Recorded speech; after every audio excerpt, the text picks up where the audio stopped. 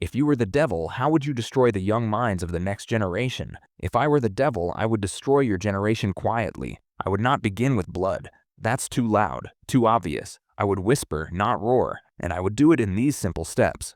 Step 1. Dopamine trap. I'd hijack their brains, one dopamine hit at a time. First, I would target their reward systems, not their morals, not their politics, just their chemical wiring. I'd turn their phones into slot machines, apps into dopamine syringes, likes, hearts, shares, tiny hits of validation that cost nothing but feel like everything. I'd take their ability to focus and slice it into confetti, make 8-second videos the new standard for entertainment, make boredom unbearable, because boredom leads to thinking, and thinking leads to questions. And questions? That's dangerous. I wouldn't need to brainwash them. I'd just overstimulate them until silence becomes unbearable, and scrolling feels like safety. Their minds would remain busy, but never clear. Step 2.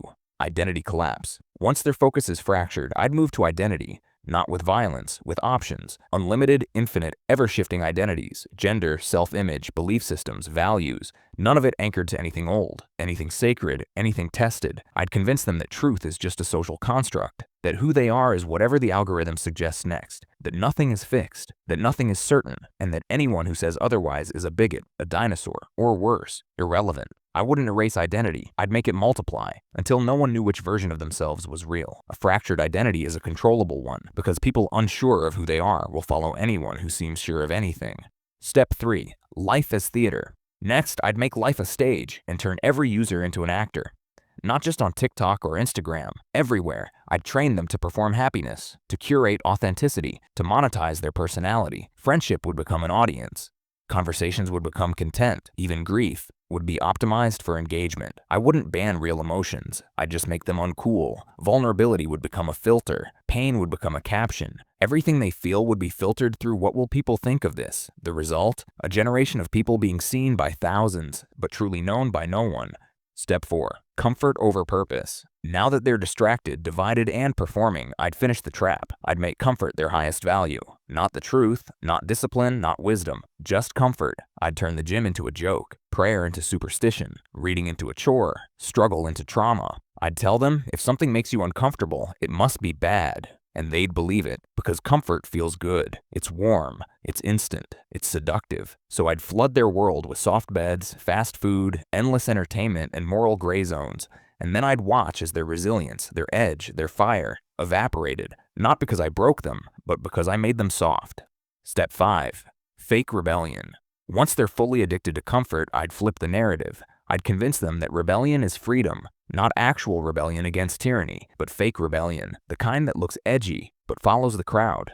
I'd paint tradition as oppression, faith as ignorance, family as a prison, discipline as abuse. I'd tell them they were revolutionaries for doing what everyone else is already doing. I'd make tattoos political statements. I'd make hookup culture liberation. I'd make rage a virtue. And while they scream in unison, while they cancel those who dare ask questions, I'd smile quietly. Because I wouldn't need chains. I'd already have their minds. And that would only be the beginning, because I haven't even shown you the final form. If you're still watching, it means this hit, so like the video and subscribe. Step 6. Erase the past. To destroy a generation, I'd erase their roots. Not by burning books, that's too obvious, too easy to resist. No, I'd do it by flooding them with so much content. I'd make history boring, tradition oppressive, ancestors irrelevant. I'd tell them, the past has nothing to teach you. You are your own origin. I'd replace wisdom with trends, replace elders with influencers, and make sure no one remembers where they came from. Because when a generation floats unanchored from the past, they can be shaped into anything, even if that anything is nothing. Step 7. Truth reversed. Then, I'd corrupt the language itself. I'd make truth offensive. I'd make lies empowering. I'd convince them that feelings outrank facts. Your truth would become gospel. My truth would become sacred. The truth, dangerous, intolerant, canceled. Debate would become an attack. Questions would become threats.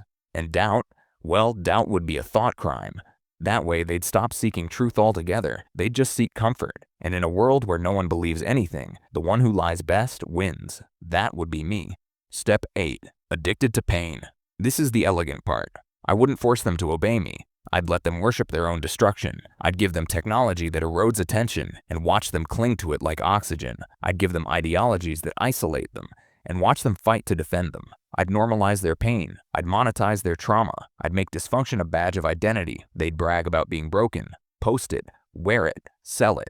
And anyone who offered healing, I'd label them dangerous. They wouldn't just tolerate the poison. They'd demand more of it because I taught them to call it love.